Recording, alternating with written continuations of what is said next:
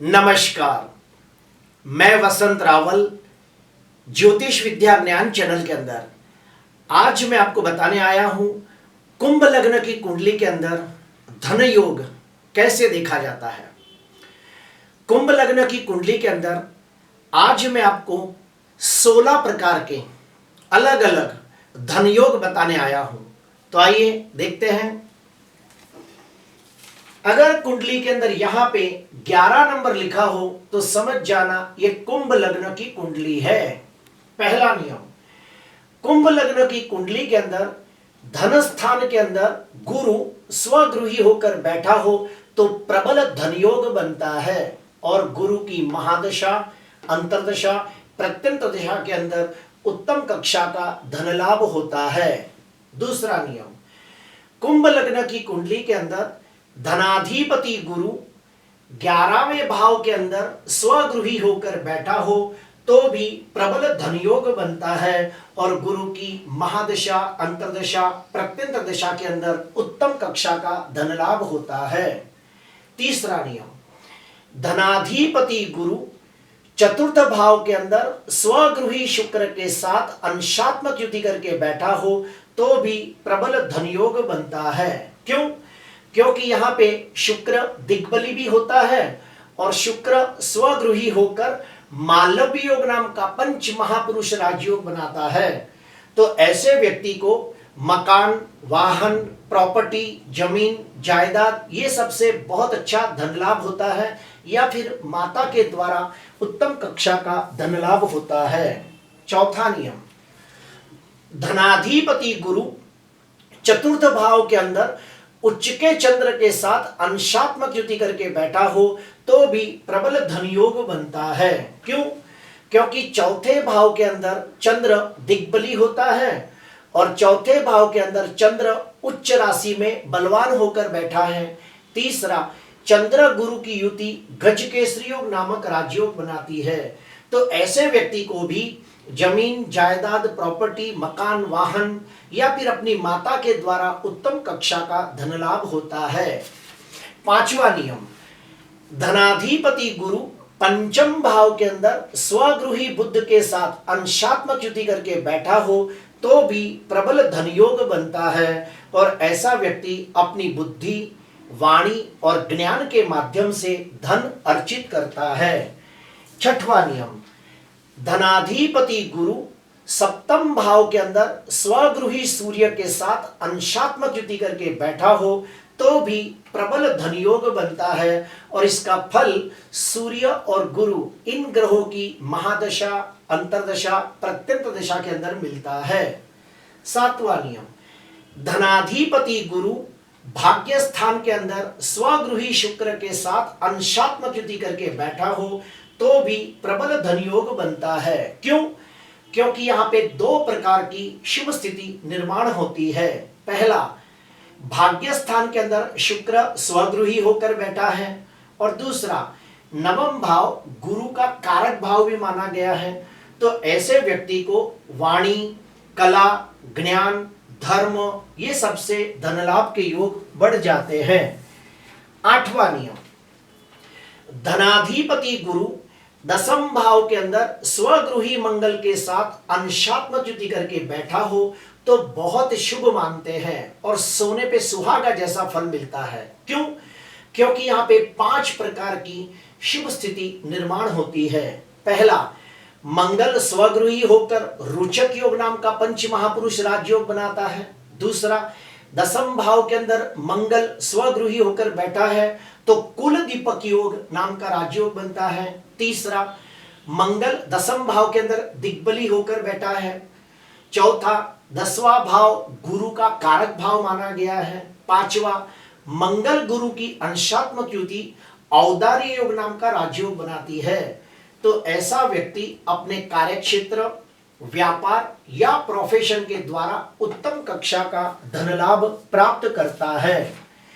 9वां नियम, धनाधिपति गुरु नवम भाव के अंदर उच्च के शनि के साथ अंशात्मक युति करके बैठा हो तो भी प्रबल धन योग बनता है। क्यों? क्योंकि लग्नाधिपति खुद भाग्य स्थान के अंदर उच्च का होकर बैठा है और नवम भाव गुरु का कारक भाव भी माना गया है, तो ये बहुत शुभ मानते हैं। तो जब भी गुरु और शनि इन ग्रहों की महादशा, अंतरदशा, प्रत्यंत दशा आएगी तो उत्तम कक्षा का धन लाभ होता है। 10वां नियम, धनाधिपति गुरु धन स्थान के अंदर उच्च के शुक्र के साथ अंशात्मक युति करके बैठा हो तो भी प्रबल धन योग बनता है। 11वां नियम, धनाधिपति गुरु धन स्थान के अंदर कर्माधिपति मंगल के साथ अंशात्मक युति करके बैठा हो तो भी प्रबल धन योग बनता है। 12वां नियम, धनाधिपति गुरु धन भाव के अंदर लग्नाधिपति शनि के साथ अंशात्मक युति करके बैठा हो तो भी प्रबल धन योग बनता है। अभी हम लोग परिवर्तन योग के बारे में भी जानेंगे कि धन भाव का स्वामी गुरु और सुख भाव का स्वामी शुक्र आपस में एक दूसरे के घर में बैठ के परिवर्तन योग बनाते हो तो भी प्रबल धन योग बनता है। ठीक उसी प्रकार दूसरे और 10वें भाव के स्वामी एक दूसरे के घर में बैठ के परिवर्तन योग बनाते हो तो भी प्रबल धन योग बनता है। 15वां नियम, लग्नेश शनि और धनेश गुरु का आपस में परिवर्तन योग बनता हो तो भी प्रबल धन योग बनता है।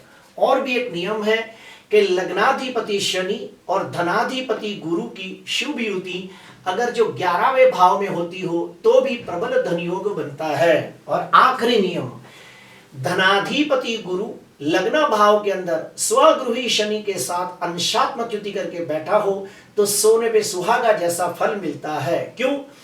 क्योंकि गुरु प्रथम भाव के अंदर दिग्बली होता है और शनि स्वगृही होकर शश योग नाम का पंच महापुरुष राजयोग बनाता है। तो ऐसा व्यक्ति अपनी बुद्धि, वाणी, काबिलियत, नॉलेज और डेयरिंग के द्वारा धन अर्जित करता है। अभी हम लोग जानेंगे कि धन हानि के योग कैसे बनते हैं। तो सुनिए, धनाधिपति गुरु 10वें भाव 12वें भाव के अंदर नीच राशि में निर्बल होकर पाप ग्रह राहु के साथ गुरु चंडाल योग नामक अशुभ योग बनाता हो तो भी धन हानि के योग बनते हैं। उसके बाद धनाधिपति गुरु राहु के साथ चंडाल योग नामक अशुभ योग बना के अष्टम भाव में बैठा हो तो भी धन हानि के योग बनते हैं। उसके बाद धन स्थान के अंदर बुध नीच राशि में निर्बल होकर बैठा हो और धनाधिपति गुरु अस्त का होता हो या फिर मृत अवस्था में हो, नीच का हो या फिर नवमांश में नीच का होता हो तो भी धन हानि के योग बनते हैं। अगर धन स्थान के अंदर सूर्य ग्रहण, चंद्र ग्रहण, अंगारक योग, विष योग, शापित योग, चंडाल योग नाम के अशुभ योग बनते हो तो भी धन हानि के योग बनते हैं। अगर मान लो हमें पता चल जाता है कि व्यक्ति को धन हानि के योग है तो कौन से उपाय करने चाहिए? पहला, महालक्ष्मी मंत्र का अनुष्ठान करना चाहिए। दूसरा, कुबेर मंत्र का अनुष्ठान करना चाहिए। तीसरा, श्री सूक्त का पाठ करना चाहिए। चौथा, कनक धारा स्तोत्र का पठन करना चाहिए। पांचवा, वैभव लक्ष्मी का व्रत करना चाहिए। मेरे ऑलरेडी पहले 2 वीडियो निकल चुके हैं जो आप देख सकते हो, जिसका नाम है महालक्ष्मी मंत्र का अनुष्ठान कैसे करें, कुबेर मंत्र का अनुष्ठान कैसे करें। और एक बात, मेरा पहले और एक वीडियो निकल चुका है कुंभ लग्न के राजयोग। अगर आप ये वीडियो देखते हो तो उसके अंदर मैंने 28 प्रकार के अलग अलग राजयोग बताए हैं। ये राजयोग भी एक प्रकार के धनयोग होते हैं। अगर आपकी कुंडली के अंदर अगर ऐसे कोई राजयोग या धनयोग बनते हो तो निश्चित तौर पे जब उन ग्रहों की महादशा, अंतरदशा, प्रत्यंत दशा आएगी तो निश्चित तौर पे आपको धन लाभ होगा। प्रिय दर्शकों, आज के लिए बस इतना ही। आपको अच्छा लगा हो तो जरूर लाइक करना, सब्सक्राइब करना। नमस्कार।